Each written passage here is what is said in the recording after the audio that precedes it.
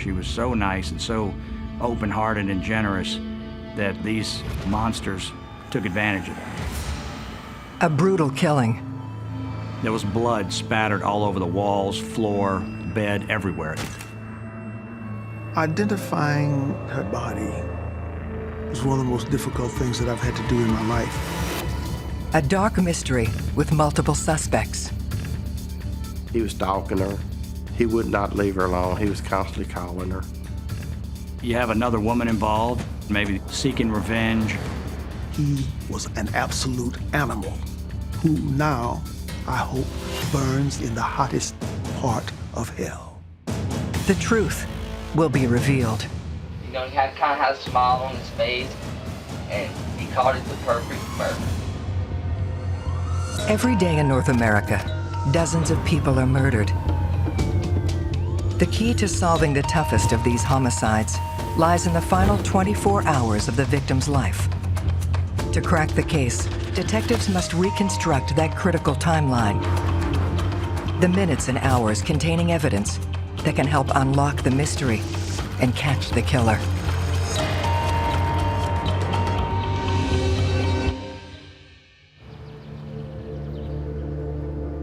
Clinton, Louisiana. A tiny town just north of Baton Rouge. Home to less than 2,000 residents. Clinton has a reputation for being a very comfortable, very safe, small town. It's really a quiet parish with a low crime rate. It has a small downtown, but once you leave the town limits, it's pretty much a rural area.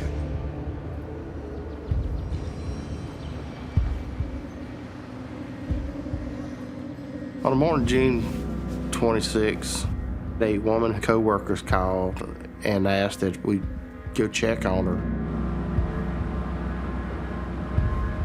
The woman is 42-year-old Janora Gillery. They were just concerned because normally she kept in constant contact with them. When our first deputy arrived at the house, the side door by the carport was partially opened and had a dog tied up under the steps. Once he made entry into the house, when he walked around the corner, he looked in the room, and that's where he found Miss Gillery, covered with blood and on the floor. The room was in total disarray. Lamp had been shattered. There were what appeared to be bullet holes in the window. There was blood spattered all over the walls, floor, bed, everywhere. She had a nightshirt or a nightgown that was pushed up. It was a scene of gruesome violence.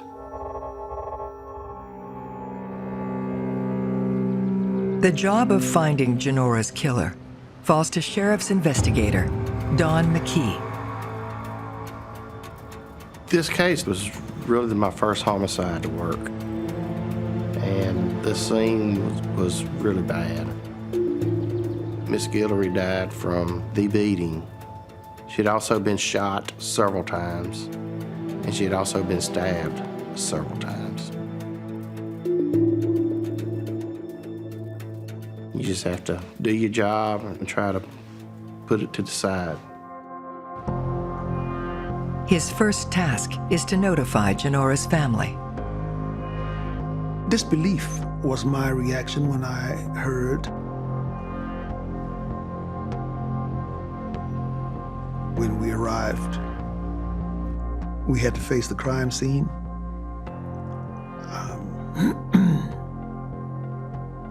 Her father and brother remained outside of the home. I went in and ultimately had to identify the body for the family. was one of the most difficult things that I've had to do in my life. If you walk into a room, you see someone and you can recognize them within a millisecond. I had to spend about 3 minutes, 4 minutes comparing things like her lips and the finger structure.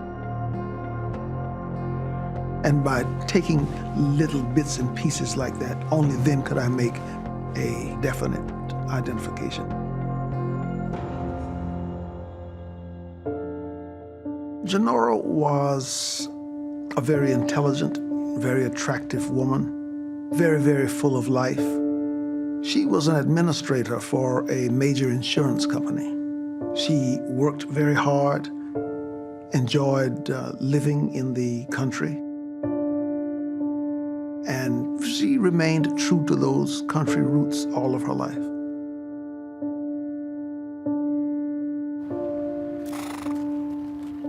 You never heard anything bad about Miss Janora.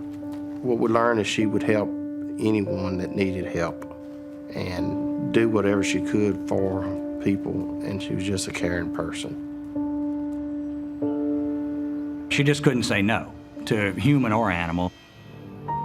I think Janora just couldn't pass up an animal that needed help. That's why she ended up with, 20 or 25 dogs and a giant kennel on her property. That's why she ended up with, horses. Many of her animals were strays, particularly the dogs and cats. She purchased the horses, enjoyed riding and enjoyed being just around those horses.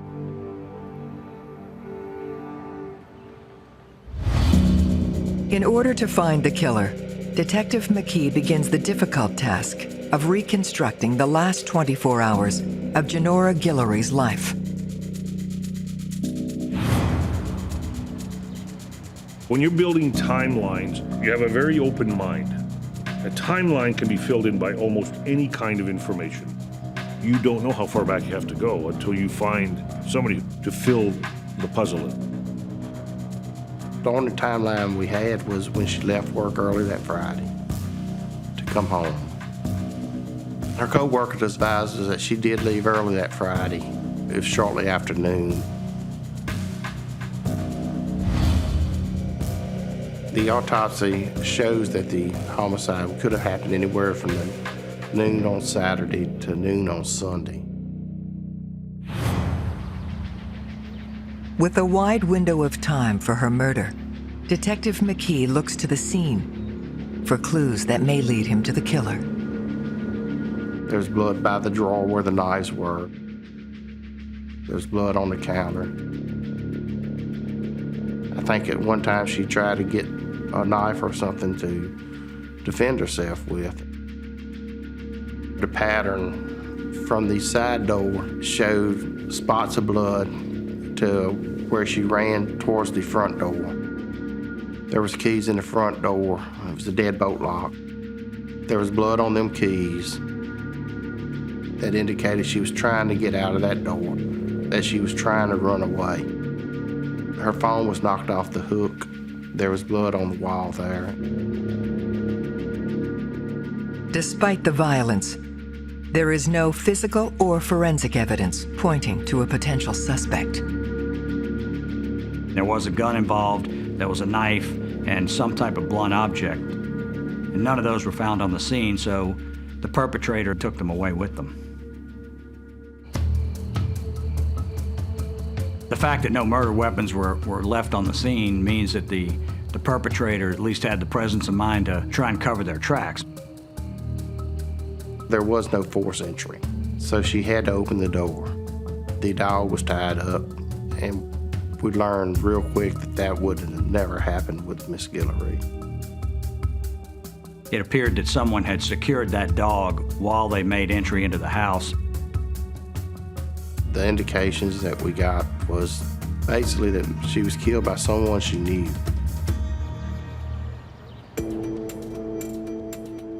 Police begin to canvass the area to see if anyone saw or heard anything during the window in which Janora was killed. Miss Gillery had very few neighbors right in the area, and the closest neighbor was across the street from her, and that turned out to be the Skippers. Amy and Philip Skipper live with their newborn and a young man they had taken in. Philip Skipper was the guardian or sort of de facto stepfather to a teenage boy named John Ballio. The Skippers and John Ballio were very cooperative. Philip Skipper said that he and John Ballio had been helping a neighbor move on Saturday and didn't arrive home until late that night. Philip said that he, his wife, and child were at the Skipper's trailer across the street after that, and they didn't hear anything. Amy was emotionally destroyed, talking about how well Miss Gillery had treated them and how much Miss Janora had done for them and helped them out. The relationship between Janora Gillery and the Skippers was close. They saw each other all the time, and Janora did whatever she could to help them out because they were poor. They initially lived in this really dilapidated trailer. She helped them get a newer one. She sometimes bought things for them, especially for their baby, diapers, some baby food, formula. She even decided to go ahead and name her good friends across the street as the beneficiaries of a life insurance policy. They would also, in return, do things for Miss Gillery that when she would have to go out of town for her job, they would take care of the animals. She gave them money. They cleaned her house. They were in constant communication all the time. During their interview with the Skippers, they never could come up with anybody to lead us to anybody that would do anything to Miss Janora. They advised that she very seldom had company, so they was unable to give us any names or anywheres to look for a suspect. Despite their willingness to talk, something seems off. Philip Skipper was just overwhelmingly trying to assist the family. He talked good about Miss Janora, but then he would constantly go to, I'll clean it up, I'll do this, I'll do that, I'll take care of the dogs, I'll take care of the animals. I've never seen somebody that was willing to help as much as Philip was. I felt that they knew something. Detective McKee observes something that needs explaining. We'd noticed some scratches on his arm. He said that him and his stepson were wrestling in the yard. And John did have scratches on his arms also, and his story was the same as Philip's story, which was really suspicious to me. So they need to look at the neighbors and see if they're actually involved in it. Bloody scratches on the arms of two of Janora Gillery's neighbors has police questioning if they were involved in her murder. In a case like this, in which the victim struggles with the assailant, it would not be unusual that there be some blood from the victim scratching the assailant. When pressed for an explanation, Philip makes an unusual admission. He said that Miss Gillery had argued with the Skippers due to the fact that a dog had killed one of the Skippers' goats. And they was blaming it on Miss Janora's dog. And Miss Janora was sure it was not her dog. She had told the Skippers that they was no longer welcome to come to her house, that she would stay to herself, they needed to stay to themselves. The argument took place just 1 month prior to her death. Tension between neighbors, that's always kind of a red flag that goes up. But you need something in a murder, you know. Why would you do it? You need a motive, an opportunity. They had an opportunity, they were right across the street. They had a semi-motive that was a tension. But it's kind of like cutting the arm that feeds you. You know, she was helping them a lot. You know, why murder her? They ask both Philip and his stepson, John, to take a polygraph. In some cases, when you're investigating murders, you will use a polygraph as an investigative aid. It is to send messages to the person. You don't believe them. Why would you ask them to take a polygraph otherwise? My advice to anybody who's asked to take a polygraph is say, sure, I'll take it. If you're an innocent person, the police are going to say, well, you're no longer a suspect, so take the polygraph.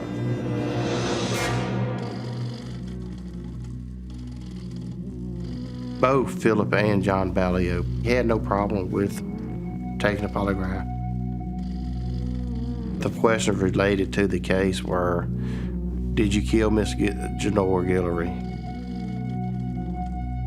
Did you stab or shoot Janora? Can you take us to the gun that was used to kill Miss Janora? Both Philip and John Ballio passed. Once they passed, we had no other evidence to pin them to the murder.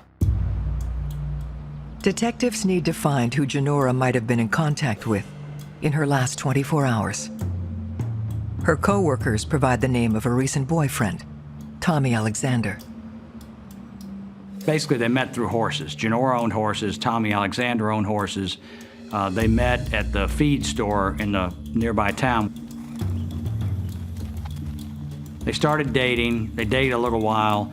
Then that ended when Janora found out that Tommy Alexander had another girlfriend.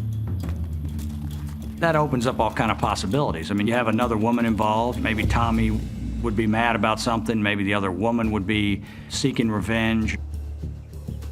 It's a crime of passion. People act without thinking. If you can show me a love triangle, I'll tell you have a potential homicide on your hands. They bring Tommy Alexander in.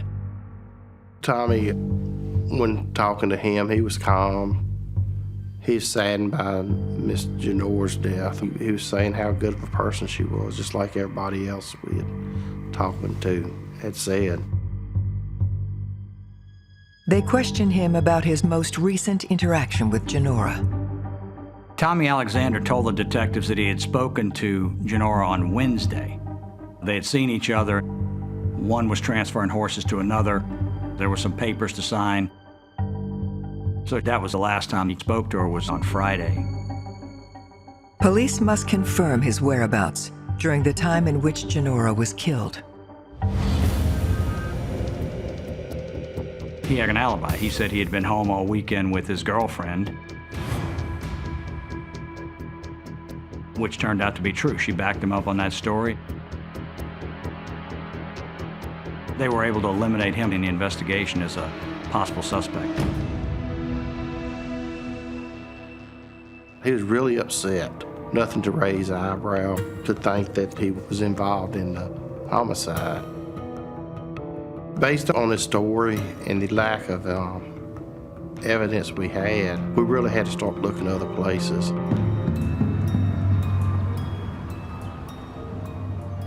So it was going back, did she have anything out of the ordinary happening in her life? Looking for answers, they turned to Janora's phone records. We had a phone call that would have matched the last day that Miss Janora was alive. We traced it, we tracked it. It was associated with someone named Steve Williams. The call was placed at 8:27 a.m. that Saturday, potentially making Williams the last person to speak to Janora alive. Steve Williams was a Baton Rouge police officer. He pestered her at work to the point where she eventually agreed to go on a date with him.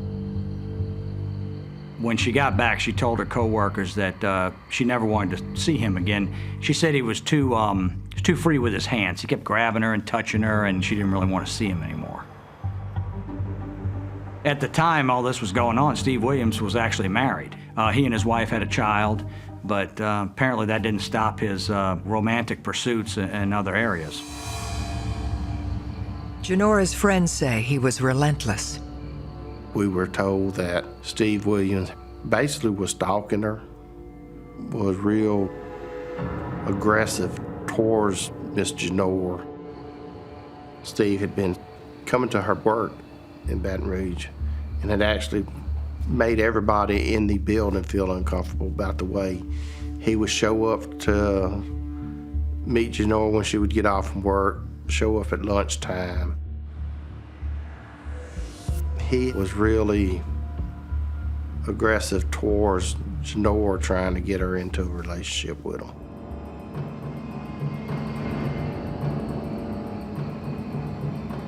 The thing about stalking is there is an obsession, and he's demonstrating that with multiple phone calls,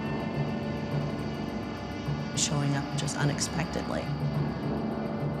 So if he's obsessed with her, he may not be satisfied with the level of attention that he's getting from her, and he may progress that to aggression. That was a huge red flag for the investigators. I mean, when you have a domestic situation like that, it really puts them on high alert. So they really began to focus on Steve Williams. You know, you have a sort of a jilted boyfriend who keeps bothering her, who keeps wanting to come by and see her. And all of a sudden, he's going to come by whether she wants it or not, and then she's never seen again.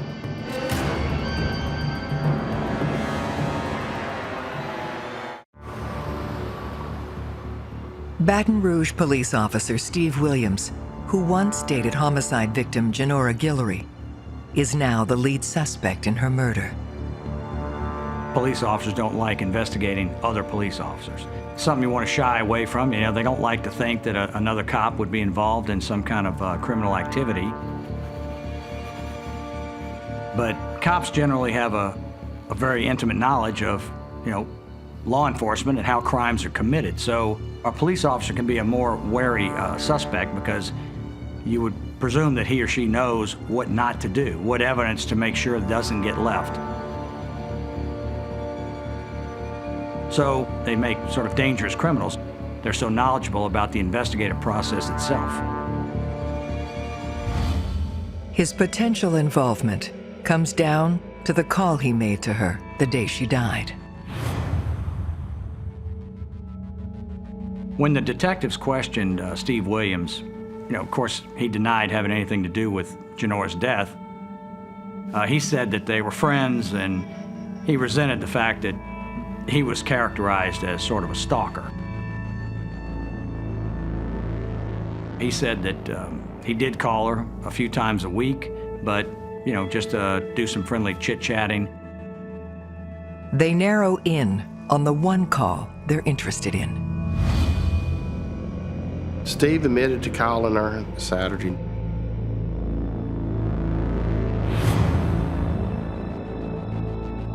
He said that although he did call her, he was going to come by Saturday, he never made it. So the detectives were sort of left with, you know, is this guy telling the truth? He very well may have been the last person, you know, to see her alive. I mean, he could be the killer. Police learn of another call between Steve and Janora, witnessed by her colleagues. So the Friday before Janora was killed, Steve Williams called her work. Her co-workers said they engaged in an argument on the telephone, and then she left work. So, you know, whether that argument played into her leaving work early or it was strictly just to go do some chores around her house, you know, nobody really knows. But there was a verbal altercation on the phone, and then later Steve Williams says that he was going to come by. So, you know, from the investigator's standpoint, you know, this is looking more and more like he's the #1 suspect in her murder. They interview his co-workers and discover a disturbing trend. Steve Williams had a reputation, a history of this sort of overly aggressive pursuit of whatever love interest he had. In the Baton Rouge Police Academy, there was a female recruit who made the complaint against him. We interviewed his co-worker, and she was able to give us some information about how Steve Williams acted towards her. She said he kept harassing her, would call her at home, off duty, about academy class type business, but she was in a relationship with somebody and she didn't want him making these late night calls. Based on the information we got about Steve Williams going after her, it was basically the same way that he went after Miss Janora. So it showed a pattern of aggressiveness and jealousy. We look at the past to look to the future. People are creatures of habit. So it's an indicator. It's patterns of behavior and tells. In and of itself is not evidence, but as a trained investigator, you're looking for that because that will lead you to ask certain questions.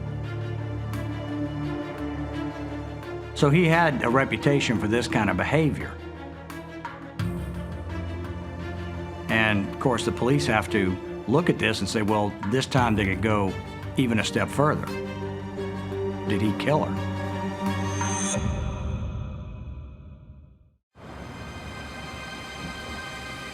Believing Steve Williams had both motive and opportunity, they bring him in again, this time for a polygraph.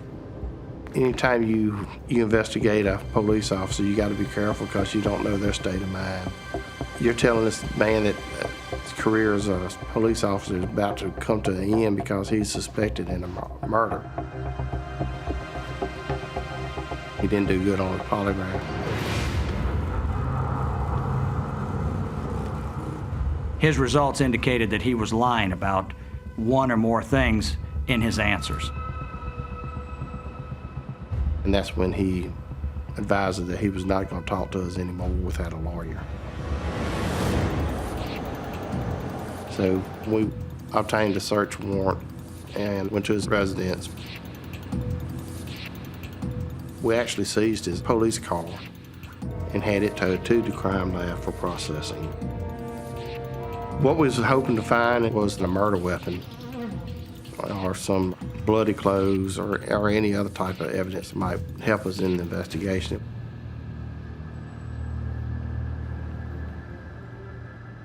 But unfortunately, we came up with no weapon that would have matched what we was looking for.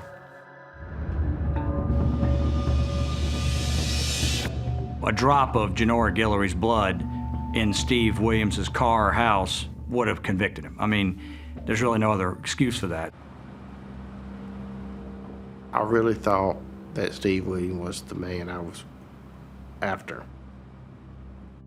Just did not have enough to do anything with.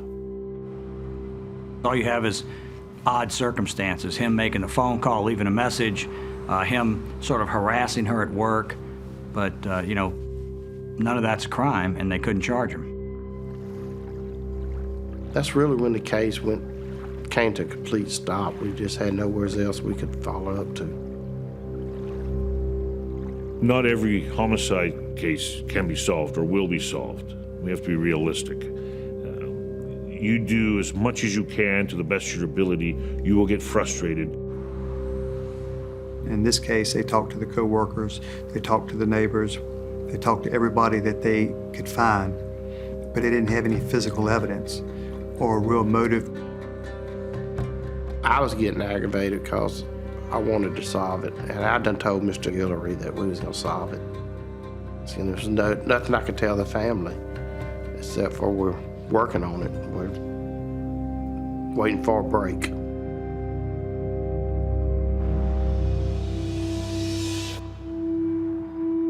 Janora's death took a tremendous toll on her family. Illnesses, divorce, directly resulted from this murder. But this matter never went cold for Investigator Mackey. We trusted Mr. Mackey tremendously. We knew that Mackie was doing a great job.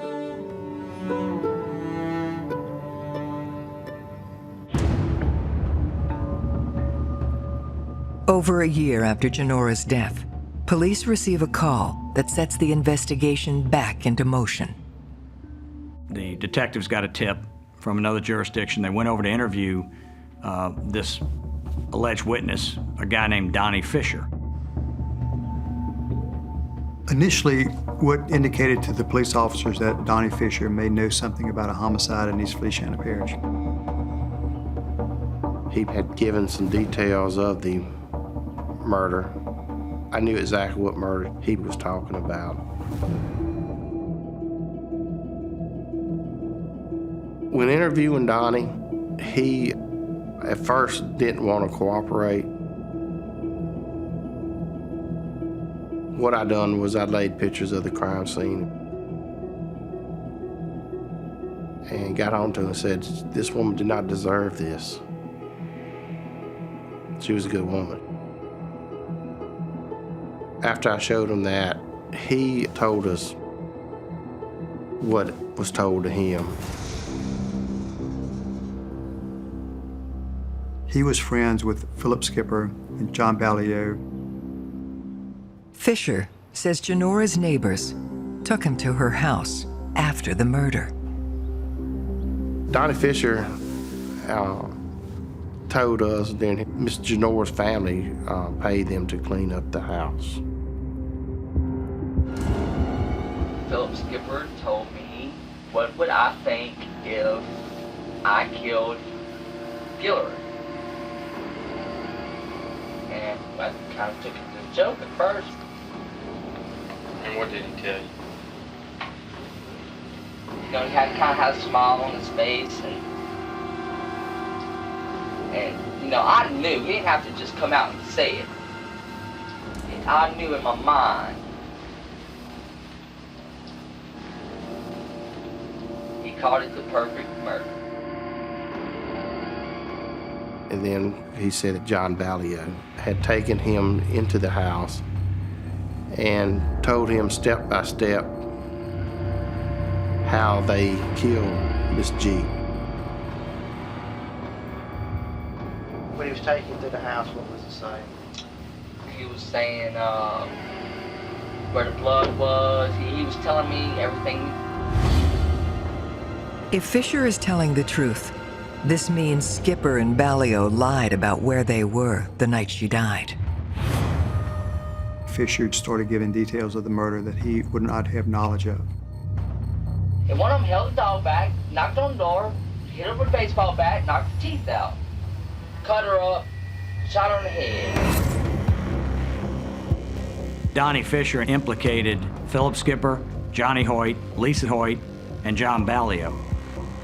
This information adds two new names to the investigation: Philip's sister, Lisa Hoyt, and her husband, Johnny.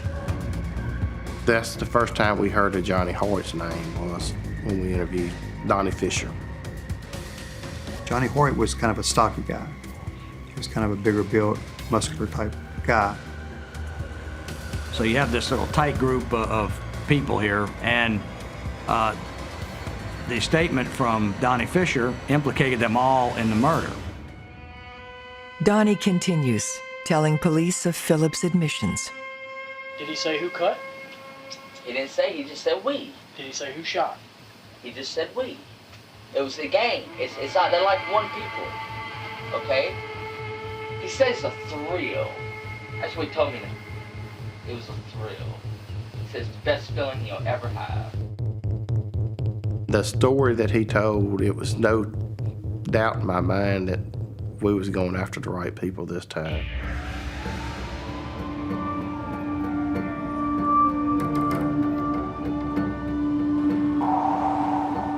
But without any physical evidence, they need to find another way to prove beyond a doubt that the four people Fisher has named are responsible for the murder. If you play on their what feelings of remorse they might have, you want to get them to confess. And they don't have to confess, of course. They can just ask for a lawyer and the whole thing's over. Brought into custody, Philip Skipper, Lisa Hoyt, and Johnny Hoyt all refused to cooperate. John Ballio was the last person that we was able to talk to. It was a long interview. It was a couple hours probably. And finally he just broke. Philip and Lisa, me and Johnny, we was going over there to see Miss G. They wanted me to watch them kill Miss G and hold the dog. Did they say why they wanted you to watch? It would be my true test of brotherhood.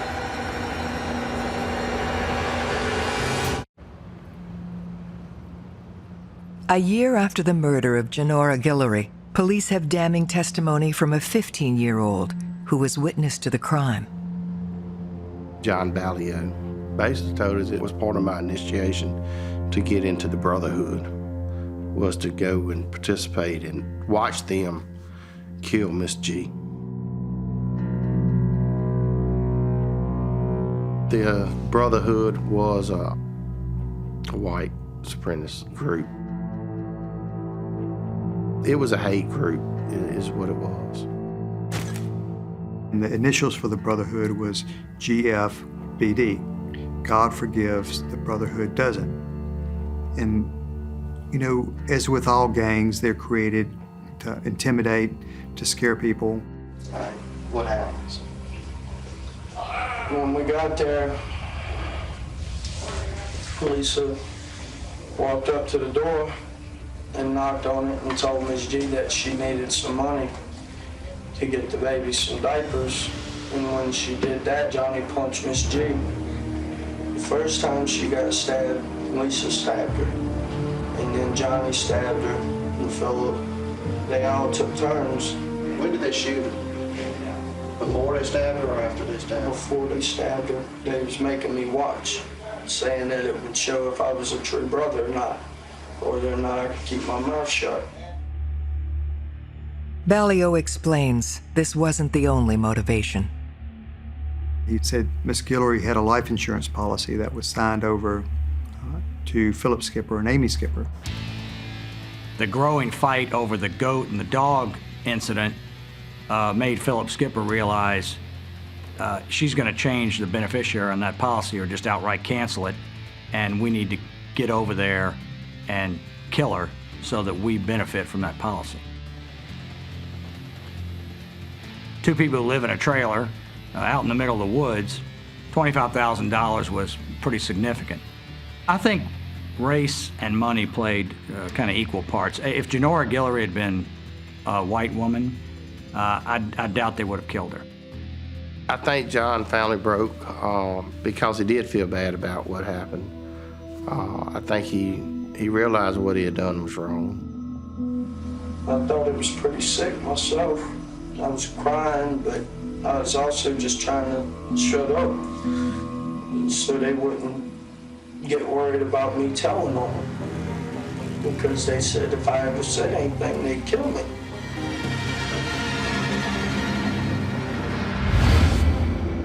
Armed with Ballio's confession and a complete understanding of the timeline, detectives now have enough to press charges against the 4 conspirators.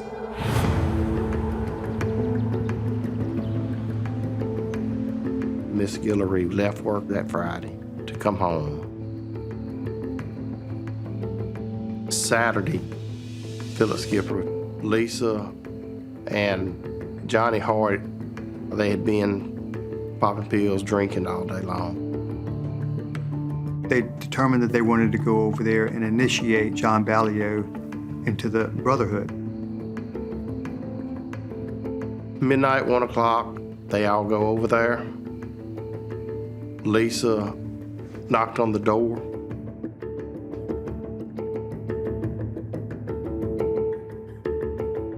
When Miss Gillery came to the door,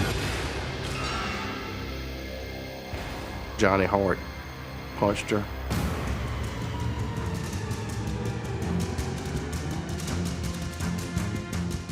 They chased her in the bedroom.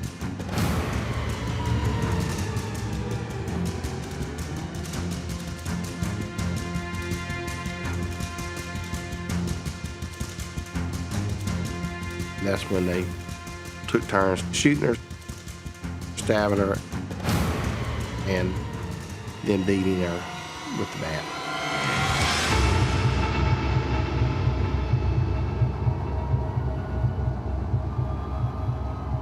After they killed her, they went back to their house. They burned their clothes and shoes. Gun used, they said they threw it off in the river. The district attorney charges all 4 suspects with murder. Lisa Hoyt pled guilty to manslaughter and was sentenced to 25 years in prison. Philip Skipper went to trial, was found guilty. Second-degree murder, he got life in prison. Johnny Hoyt also went to trial and was found guilty and is serving life in prison. John Ballio cooperated. He was a juvenile when this occurred, and he pled guilty to second-degree murder and was sentenced to juvenile life.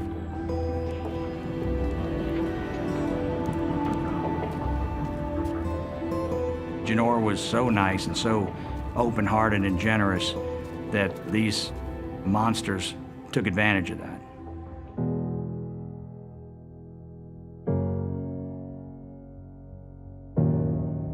It is a dumb dog that bites the hand that feeds it. And Philip Skipper was a dumb dog, a swine, an absolute animal, who now, I hope, burns in the hottest part of hell.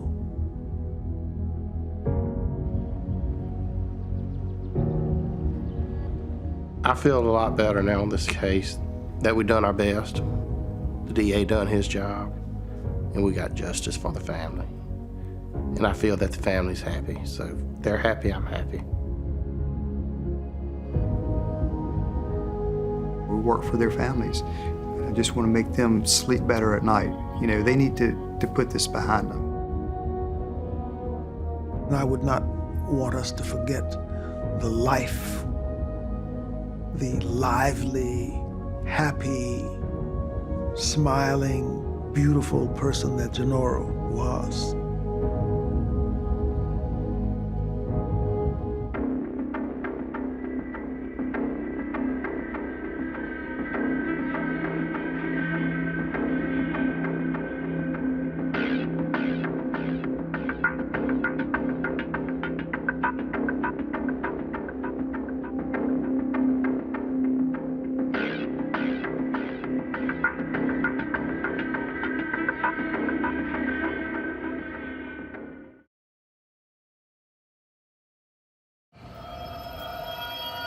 You could apply just about every one of the 7 deadly sins to this homicide.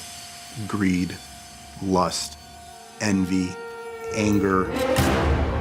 A brutal killing. The first thing that came to my mind was ambush. Someone waited for him and shot him. A dark mystery with multiple suspects. We had suspicion that there may have been an affair. There was an actual fight between the two of them. He said, "There's this guy I know that wants him killed." The truth will be revealed. He started crying and said, "Yeah, I'll tell you everything." Every day in North America, dozens of people are murdered. The key to solving the toughest of these homicides lies in the final 24 hours of the victim's life. To crack the case, detectives must reconstruct that critical timeline. The minutes and hours containing evidence that can help unlock the mystery and catch the killer.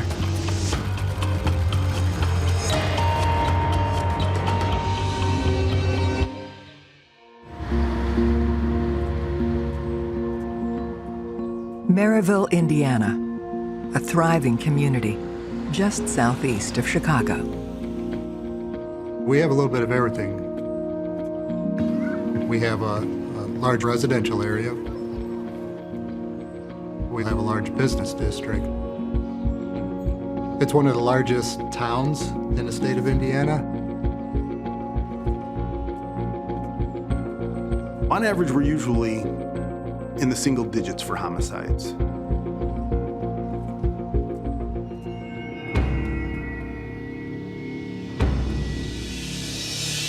We were leading up to a holiday weekend. This was the day before Good Friday, when we received a 911 call. Initially, dispatch said that there were shots fired and that there was a man down. The victim is 33-year-old John Parker. John had a vacuum cleaner, door-to-door sales business. He was an amazing salesman. He was hardworking, and he was successful. He's rolling along one high to the next, and this terrible thing happened to him. Detectives Donald Toth, Robert Wiley, and Jeff Rice are given the task of hunting down the cold-blooded killer responsible for John's murder. When I arrived, what I saw was John Parker laying on the ground outside of his vehicle, directly in front of their business office. John was struck once. The bullet entered lower behind the ear to the back of his head. The crime scene itself was what I would call fairly pristine. In other words, there wasn't a lot of evidence to be had there. There were no signs of struggle. There were no signs of a fight. Initially, the first thing that came to my mind was ambush. Someone came up from behind and shot him, and he very likely never had a chance to see or hear what was going on. From the very beginning, we knew that this one was going to be difficult.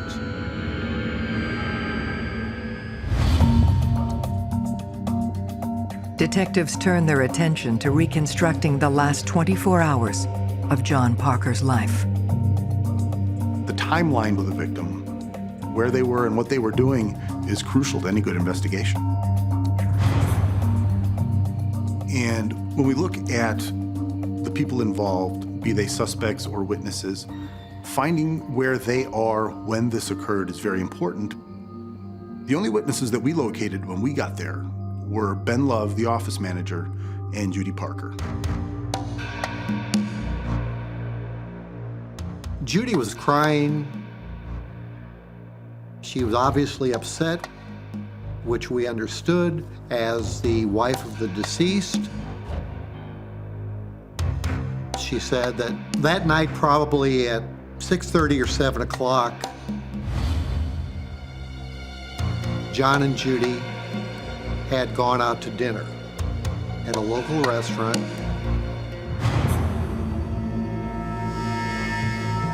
My daughter calls me and said, take me to homework and we need to get it done. When we get out, and said, I've got it at the office. So I'll just stop by and pick it up real quick on the way home. They finished their dinner. They went back to the business after the restaurant. We walked in together. We walked in together. Are you walking in together? And Ben was asking us, well, can I just go home? John's like, no. Just said, Yeah, I'm out of here. And when I got in the car, sat down, and I looked up, and I seen John coming out of the office. saw him through the window. I saw him through the window. This is when I reached down to get my cell phone out of my purse. And then John came, and I seen him coming, so I looked up, and he passed the door. And he opened the passenger door, and he says, well, I'm getting this food for dinner. And okay, that's fine. And that's when I turned back around. And then all of a sudden I hear, and I see somebody go in. I see a figure. And I get out of the car. I see him laying there.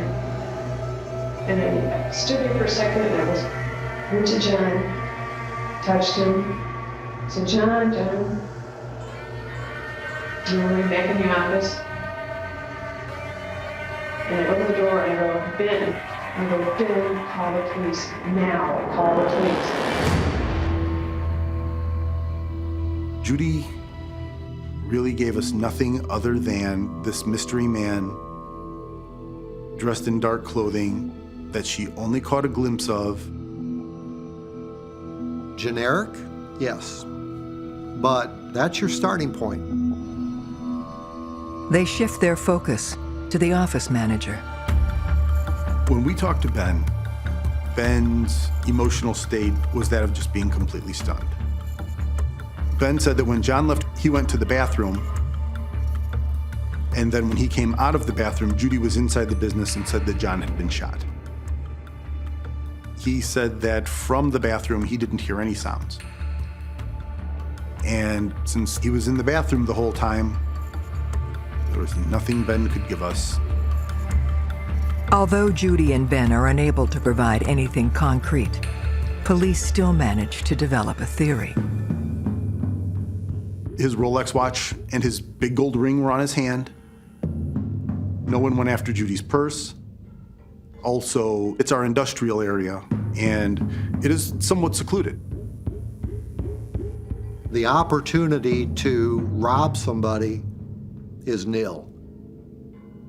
So it just didn't seem like a random event. It seemed something more personal.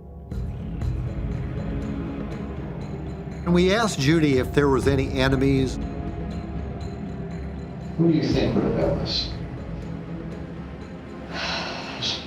You could have, not even would. I mean, in your heart of hearts. I have no idea.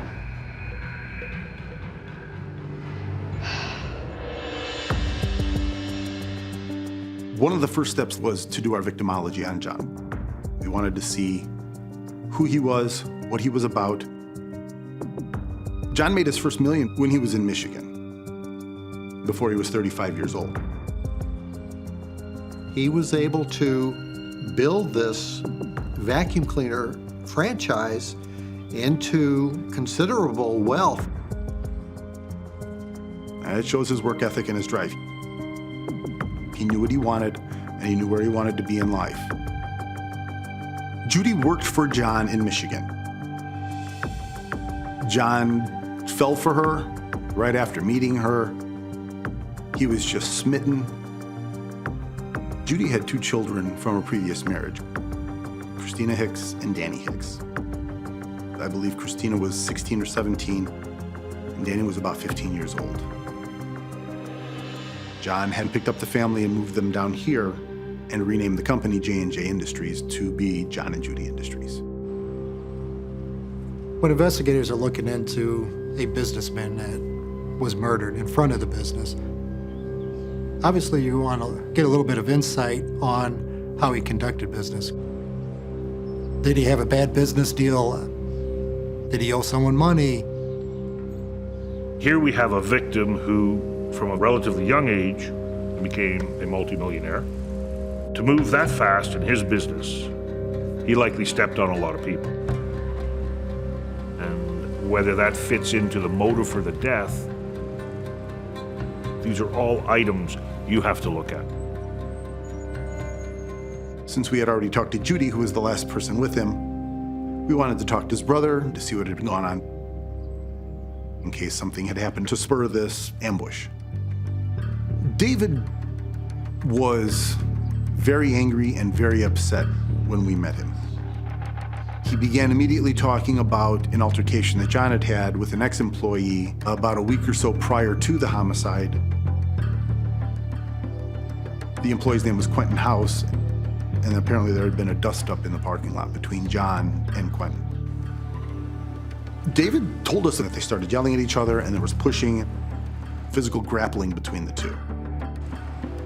Detectives learn John fired Quentin after only 1 week.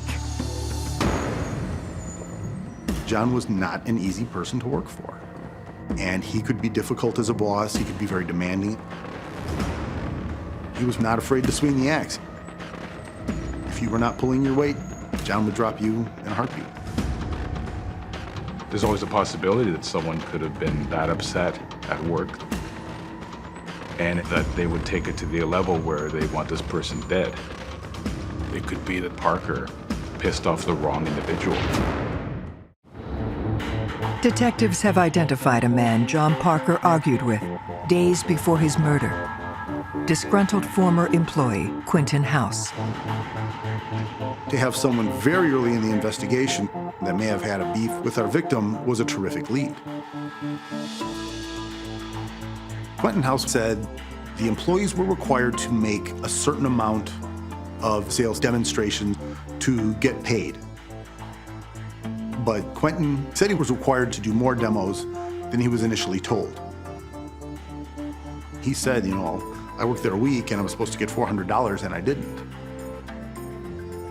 He had said that he refused to do these demos. And that's why they had words in the parking lot. Quentin House told us at the time of the murder that he was at his friend's house and that they were playing Xbox.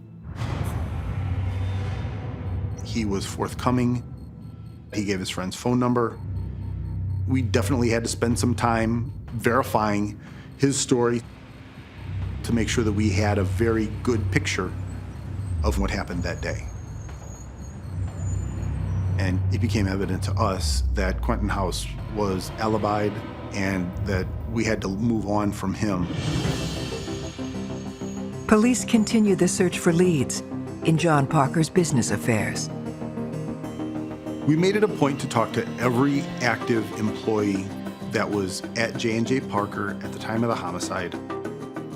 What we ultimately determined was that there was a romantic relationship between the office manager and Judy. What we were learning was that there were several employees that would either stop by work to check their schedule or would come in when there shouldn't have been anybody there, and Ben Love and Judy Parker were caught having sex by several different employees. Obviously, Ben became a suspect. We didn't know if he was trying to get rid of John to be with Judy and possibly take over the business. So our investigation more focused in that direction. They bring Ben Love in for a formal interview. Ben was smooth, he was mildly charismatic.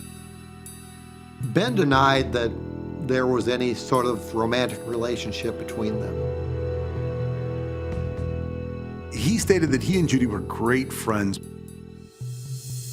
that they worked very well together, that they were a great management team, and that he was, you know, just like a member of the family.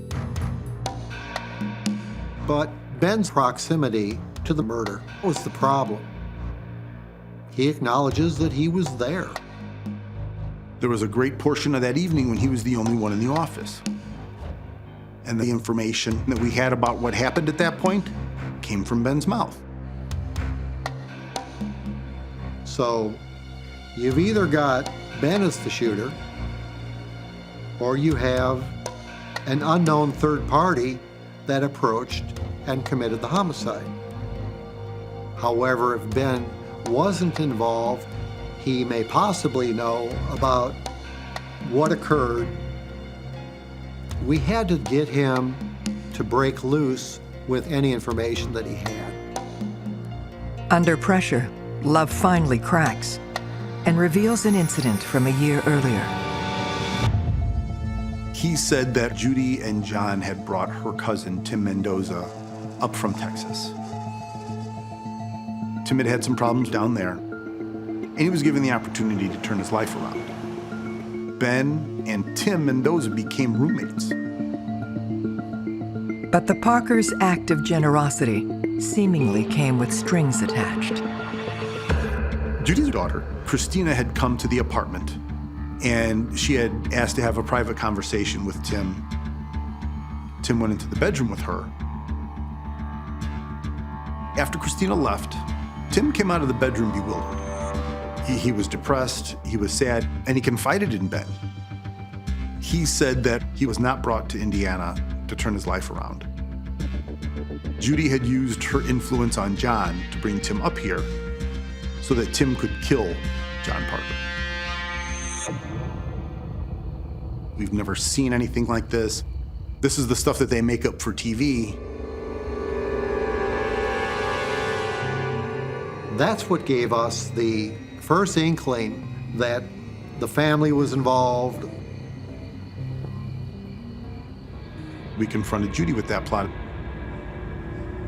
She said that Tim had seen John be mean to her, grab her by the arm, or call her names, and that Tim offered to kill John for her. She told him not to even think about it. And at the time, she dismissed it because Tim had left to go back to Texas. But Judy didn't mention Tim until we brought Tim up to her. And Judy's story changed throughout the course of our interviews. When we started, it was that she and John were in love and they were successful. Everybody liked him. But the more we talked to her and started asking pointed questions, then it came out that John had a temper, and he became less of the saint that she was painting the picture of the very first night. In my 25 years of doing this, I've seen the emotional arc after someone's killed. We watched her and her body language and the things she said, and especially the things that she did when we weren't even in the room. It was a little different.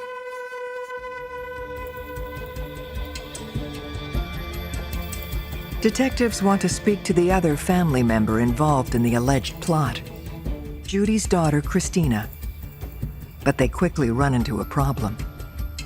Indiana state law states that if a parent is a suspect in a crime, that parent cannot give permission for law enforcement to talk to their children. We were contacted by an attorney that indicated that he was representing the entire Parker family, and he was putting us on notice that we were not able to approach or talk to them anymore. But police can investigate Tim Mendoza's whereabouts at the time of the murder. What we'd gathered from law enforcement authorities down in Texas was that, in fact, Tim Mendoza was locked up at the time and wouldn't have been capable to be the shooter on that Thursday night. As Mendoza is ruled out, detectives receive a curious new lead. We had a phone call from a school resource officer in Crown Point, which is the next town south of us. He told us that he had some information for us. There were two kids called Earl and Kevin. They were residents in a juvenile detention halfway house where they were allowed out if they had jobs in school, kind of reintegrate them into society. They came to the attention of the Crown Point Police Department because Earl was found to have $201 on his person. And one of the rules of the halfway house was you didn't get to have cash. Their story was that they were scamming this kid from school. It was ultimately told to us that they had received that money from Judy's son, Daniel Hicks, to have John Parker killed. Detectives now have 3 new suspects in the murder of John Parker: his stepson Daniel Hicks, and 2 of Daniel's friends, Kevin and Earl. Danny Hicks is the second eldest of Judy's children. He did have his share of run-ins with law enforcement, with school officials. He's a bit of a wild child. We had felt at that time that we had a very large break in the case that we had discovered a conspiracy to commit this murder. But we still don't have the trigger man that killed John Parker. So we needed to find further evidence, again, to corroborate the story. The same state law that blocked an interview with Christina also bars their way to Danny. Their hope now lies in connecting Kevin and Earl to the murder. When we talked to the individuals at the juvenile center, we were able to confirm that Kevin, in fact, was detained at the facility on the night of the shooting and would not have been involved in that particular homicide. Detectives learned that Kevin's co-conspirator, Earl Dantzler, was already out on the night of the murder and has since vanished. The timeline for us seemed to be similar to that of our homicide, which made us very suspicious. We had put out locates on him. Every person that had a snitch in every town was told to look for him. His picture was passed around. His name was thrown around. Earl was everywhere and nowhere all at the same time. The hunt for Earl does, however, throw up a new lead. We had a gentleman come to the police department and say that he had information that Mike Campion might be involved in the homicide.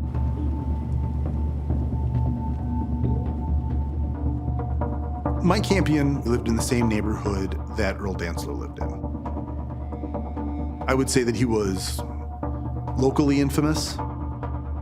People knew who Big Mike was. He was a local flap-about, for lack of a better word, didn't have a job, just kind of hung out and bummed cigarettes off people, you know, and just wreaked a little bit of havoc when he could. We found Mike's roommates, and they had said that Mike had come into some money, and that was unlike him. He was buying things, and he was spending money on other people. And again, this led us to believe that he might have been involved. They finally tracked Campion down. He told us that he had spoken to Earl pretty regularly before and after the homicide. And he alibied himself by saying that he had been arrested in February, but didn't get out till April 20th, which would have been 3 days after the homicide. What we learned by checking the arrest records through the jail was that he had been out since March. With his blown alibi and connection to Earl, detectives must now determine how Mike Campion fits into the timeline of John Parker's murder. No matter how confident you as a suspect are that you are not going to confess, you should check that belief at the door. My clients always tell me they're not going to talk to the police. But when the police hand me over the disclosure, I see a 2-hour confession. The police will break you down. They've got the skills and they've got the time. His story initially was that he talked to Earl, and Earl told him that he was hired to kill John Parker. He changed that story into, well, I did talk to Earl about it, and then I went there in the car with him. So we pushed him on some details. Then he admitted to hiding behind the dumpster with Earl when Earl ran out to go shoot John. He had a voice stress test where he was found to not be truthful. So then we really pressed him on his involvement. During the middle of the conversation, he put his shoulders down and his head back and he said, I want to tell you guys this one thing, but if I tell you this one thing, I know I'm going to prison. At which point, Don and I exchanged a bit of a look, and we said, go ahead and tell us. So then he tells us that it wasn't Earl that ran up and shot John Parker, but that it was him. We asked him to show us how you approached him. show us where you shot him. And Mike indicated that he had approached John from behind. He had shot him in the head, and that he left the area. So we get the confession.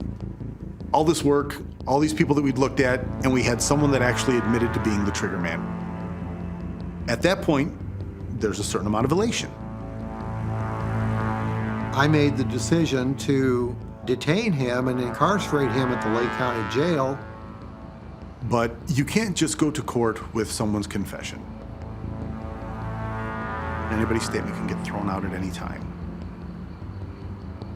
A crime as big as homicide and murder, you have to be able to corroborate the story and prove that it's true.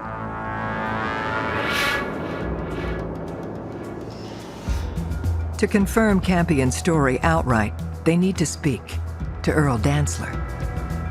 We had sent out feelers and we had done searches on family members of Earl and his grandmother, Dolly Villagomez. And we learned that Dolly had moved to Las Vegas. We reached out to Las Vegas PD. They sent detectives over there. And the detectives verified that, yes, Earl was living out there. Investigators went to Las Vegas to find him and put together a timeline compared to the time of the murder. Earl confirmed that Danny had hired him to kill John Parker. He confirmed the transfer of the money with Kevin. But he said that he and Kevin put this plan together that they were going to take this money and there was nobody to report this to.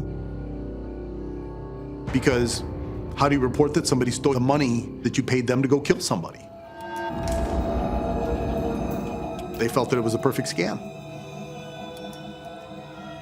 But then Earl said he and Dolly moved to Las Vegas, and that was the last he had heard. He put Indiana in his rearview mirror and didn't know anything that had happened until we showed up at his doorstep. We tried to confirm where he was for the homicide. He was nowhere near the state. He was 1,800 miles away, and there was no way that logistically we could put him in the timeline of events that led to the murder of John Parker. This throws Mike Campion's involvement into question. The largest hurdle that we had with Mike Campion's story were his repeated conversations with Earl Dantzler. I saw Earl at the store. I saw Earl walking down the street. He told me how to make some money. Earl was in Las Vegas the whole time. He was never here. That was too big of a hole in his story for us to consider Mike Campion a viable suspect. I don't know what his thought process was, but we came to believe that he would rather be infamous than nobody. So he put out there that he was the one that pulled the trigger. It was a great story to tell. I've read about him, and you hear stories about false confessions. I had never had one. Looking back after that interview, that was a false confession. It was frustrating. It was. But by this time in our investigation, frustration was a daily occurrence. Every day it was beating our head against the wall, just trying to make a little bit of progress. Our suspect pool in this case was so large, we found it beneficial to just start eliminating people that it couldn't have been. And eventually it came down to Judy, Danny, and Christina.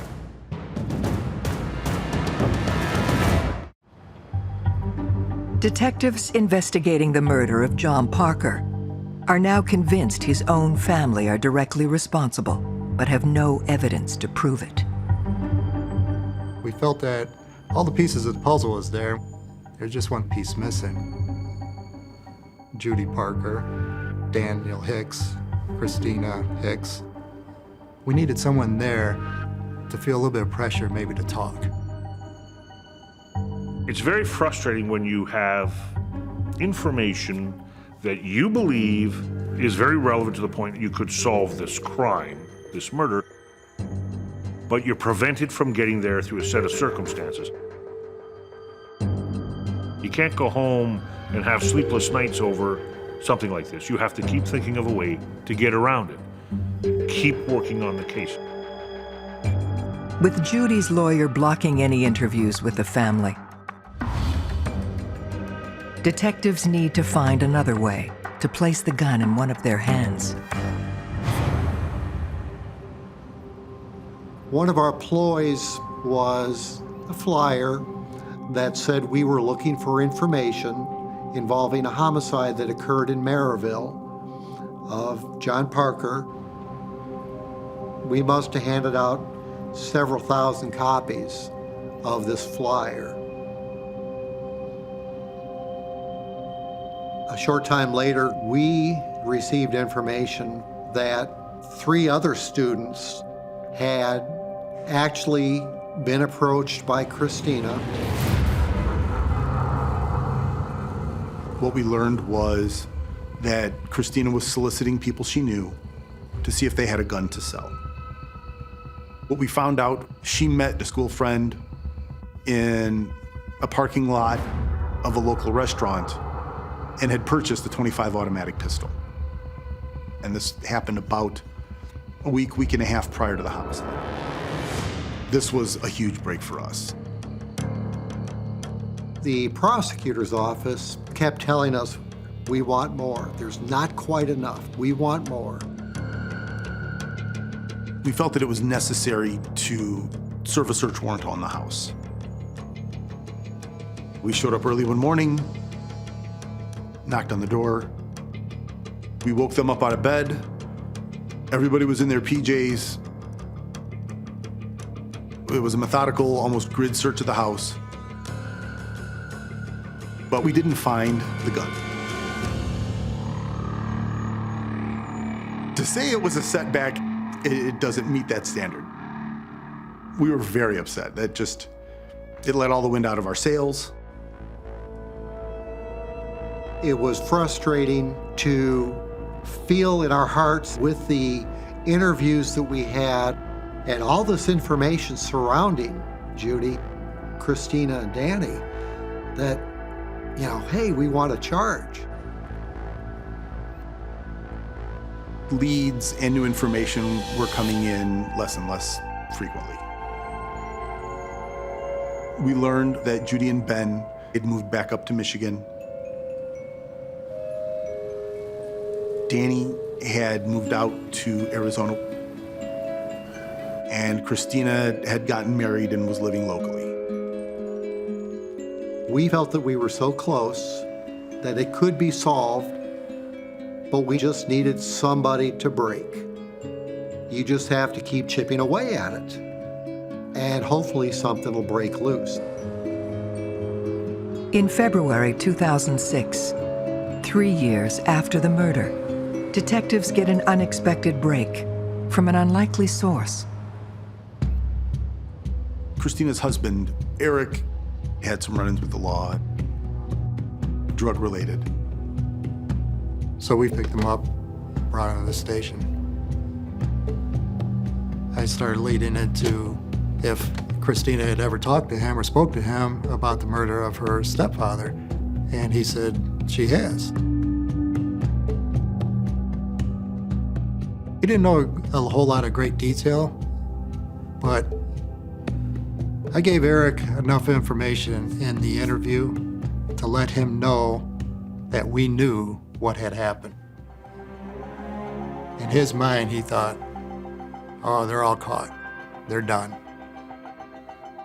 We asked him, I said, are you willing to go in and speak with Christine? He said, I'm willing to do anything to get out of this trouble for this drug warrant. He gets in his truck and he drove home. We followed behind. He goes up and started speaking with her. And he's telling her, you gotta speak to Detective Rice. He's a nice guy. He knows that you're involved. He knows that their mom's involved. you need to go in and talk to him. And she starts crying. She goes, okay, I'm ready. I want to go in and talk to him. I do. Detectives have finally broken through to one of the conspirators in the murder of John Parker. His stepdaughter, Christina. She told us Judy planned this out and sold everyone on this plan. Judy had a game plan for her riches. She had a game plan for how she was going to get it. Christina admits that John was killed for his $1 million life insurance policy. Judy was able to convince everyone that once the insurance paid out, she was going to take care of everyone. And Judy kept telling them, we'll all get basically a piece of the pie. She didn't care about anything but that money. During the interview with Christina, she gave detail how her mother gave her money to go purchase the gun that actually was used to kill John Parker. And she said that Danny was the person that shot and killed John. And Judy forced him to do this. It was disturbing to know that Judy was setting up her own children to kill her husband because she couldn't find anybody else to do it. When we approached Danny out in Arizona, I made the statement to him that, you remember me, I'm Detective Toth from Maryville. We just talked to Christina yesterday, and she gave us everything. And I think it's time for you to come clean and talk to us about why it happened.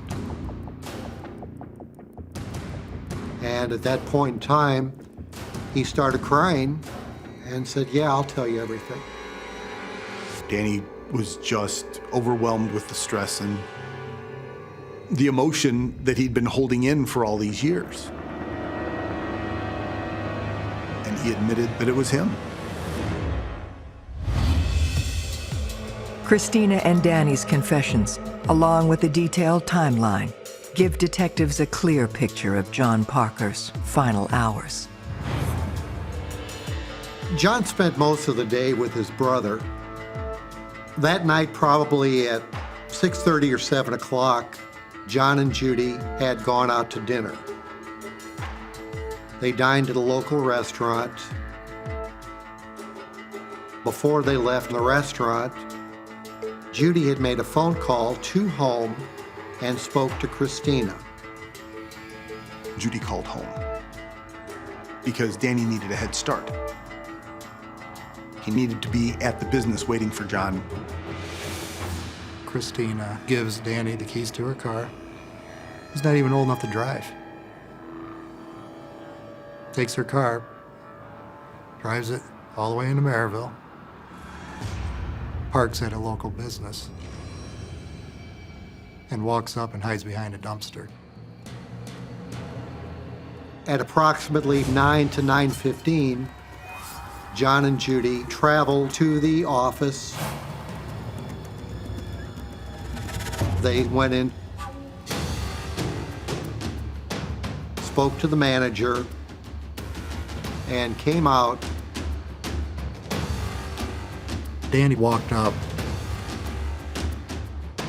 behind John.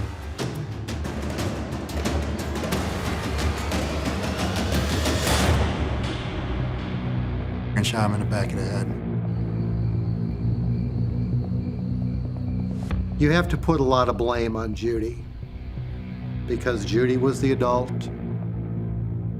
I think Judy convinced the two teenagers, whether it be by greed or ignorance.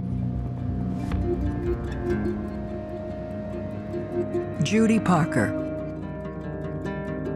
Daniel Hicks, and Christina Hicks are arrested and charged with murder.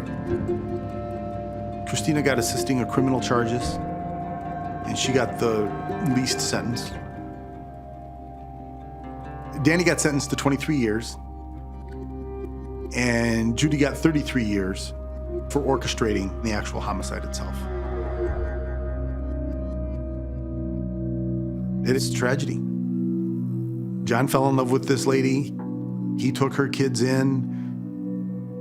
He made them part of his family. They were all going to reap the benefits of his hard work. John was ambushed. Cut down in his prime. Nobody deserves that. It saddens me that something so silly as money would make them want to do that. But greed was probably one of the first evils, you know.